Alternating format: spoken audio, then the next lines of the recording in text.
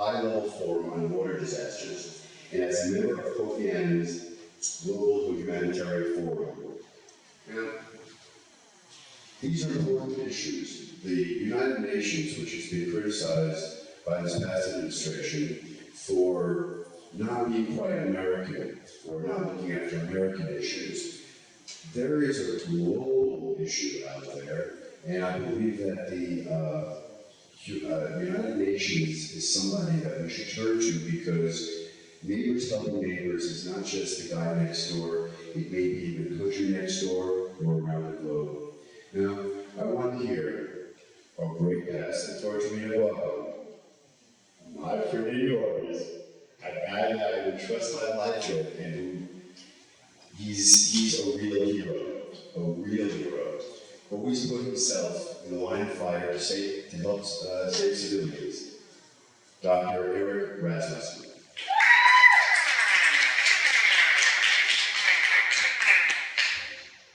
Thank you, Seth. And my thanks to the people of Saratoga for your energy and your interest in exploring the world a little more deeply. As Seth described, I'm a doctor. I'm a former Navy officer, an advisor to the Office of the Secretary of Defense, and a CEO for a spin-off of Google. There has been a consistent thread in that life that I'd like to talk to you about. Let me start with Larry Brilliant. Larry, 40 years ago, was a physician for the band The Grateful Dead. From there, he went to live and study in India, and while there, he found he was deeply moved by the plight of the poor, and he gradually became an expert in smallpox.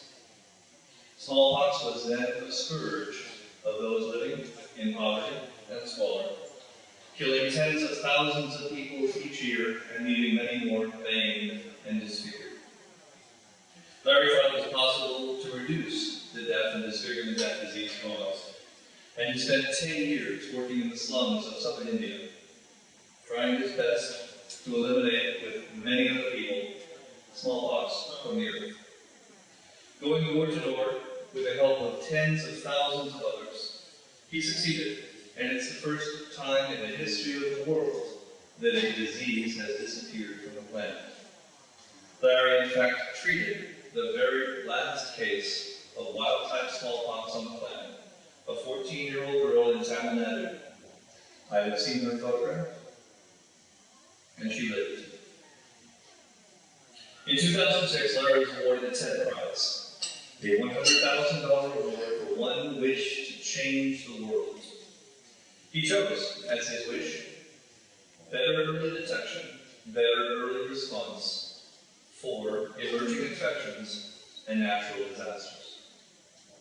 In his acceptance speech at the TED conference, he tried to build the word TED into the name of his new idea, and the name instead was supposed to be a little tiny inside joke for that conference, lived on, and I messed up.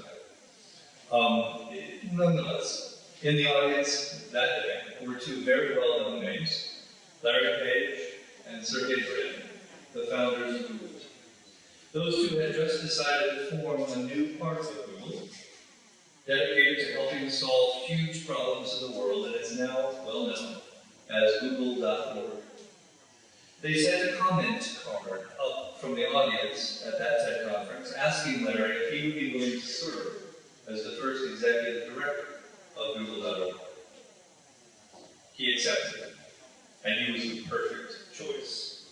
A visionary, leading one of the most innovative philanthropies in the world, and they are now doing great work together. That comment card now hangs on the wall of his office on Spear Street in San Francisco. A little over a year ago, Larry called me and asked me to lead the organization that he was developing from his TED Prize. Instead, it was to be the very first spin-off ever from Google, and was likely to be under a few microscopes, but also had a terrific charter and no staff. I had a clean slate for implementing a great idea, and it was irresistible. I accepted Google's offer, and I've been at the helm instead for about a year. I'll tell you more about instead in a moment, but first let me know that I accepted because of one overwhelming reason. It was the most powerful opportunity I could imagine.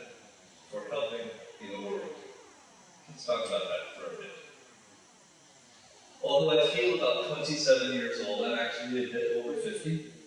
And as a physician specializing in humanitarian support and with a master's degree from the World Health Organization in disaster medicine, I respond to wars and to disasters for a living.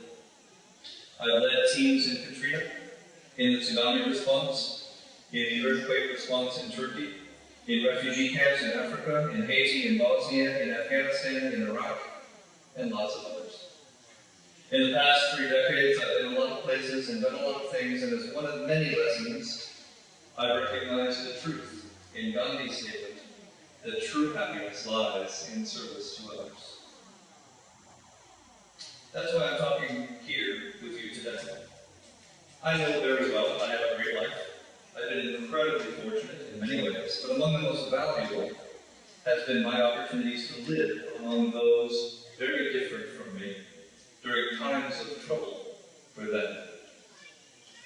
Our differences have been in culture, in skin color, age, language, religion, economic strata, climate, disease burden, and level of daily violence. Yet I've seen cheerfulness in adversity over and over again. I've seen courage in danger, love for family and home, and a commonality of purpose that's made it clear to me we're all pretty much the same in every corner of the world. Anyone with such opportunities as I've had can't help but recognize that people are competent and capable and courageous everywhere. That people can make themselves happy almost anywhere. Kids are playing everywhere. Parents love their children everywhere. But I've also seen that the burden of poverty is high. That poverty, as I saw in Haiti and Afghanistan, breeds frustration and shame and humiliation and violence. That being poor means that you have very few choices. And you see that girls don't get the same opportunities as boys. You see that slavery still exists in the world. That hunger is everywhere. The diseases that you and I shrug off with a few days of discomfort can kill mothers and fathers and sons and daughters. And too often those are treatable diseases that stopped being a problem for rich countries a century ago. Now this is all pretty familiar for anyone with a smidgen of curiosity about the world, but it really helps if you go there. I have a sign in my office in Palo Alto that says if you don't go, you don't go. National Geographic is gorgeous and a valuable magazine, and I've taken it all of my life, but it's not enough. You have to get beyond our borders. See the warmth in the face of an Angolan refugee getting clean water for the first time in weeks. See the hope that springs eternal within a young girl in a public school in Afghanistan. Spend a few days in Bangladesh and recognize what population density can do to worsen the spread of disease. Spend a week in Cambodia and learn what landmines can do to productivity on a rice farm. And when you want to explore global problems, spend a week in the Sundarban Islands off northeastern India watching rice paddies being ruined by rising seawater. Or with the Inuit in Canada, watching buildings falling through a melting ice pack. Then tell me that global warming isn't real. This is the wrong time in the world for denial. This is the wrong time of the world for isolation. We need to reach out across boundaries and borders because we've lost touch with those on the planet with us. Too many of us know nothing of the outside world except what right-wing talk radio feeds us. And that is too often crass and juvenile attacks on those who hold different views on complicated global issues. From what little listening to them I've done, I find their simplistic and sarcastic and mocking attempts to divide the world into us and them, for us or against us, embarrassing. Their shouting and their false indignation and their sly innuendos and their empty bombast are cheap and mean-spirited and distracting from the real issues. They are simply bullies with a pulpit, and like most bullies, they don't sound very credible.